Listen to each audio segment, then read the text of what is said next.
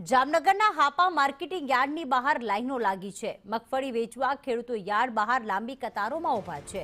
આ યાર્ડની બહાર 200 જેટલા વાહનોની લાગી છે લાઈનો। ગઈકાલ બપોરથી ખેડૂતોએ લાઈનો લગાવી છે।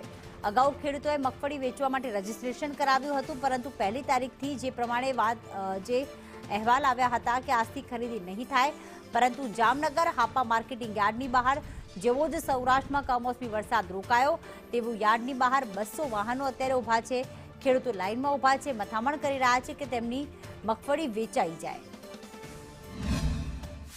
અમે કાલુતના 11 વાગ્યાના આવ્યા છીએ અહીંયા મગફળી લઈને, બરોબર। એટલે અમે એમ કહ્યું ને ભાવ મળે, બરોબર। બાકી તો બધી ભીજાઈ ગયું, આ કોરી રહીને આવ્યા અહીં, બીજું કઈ હે નહીં હવે વાહે। હજી વરસાદની ઉપર તૈયારી છે, બરોબર।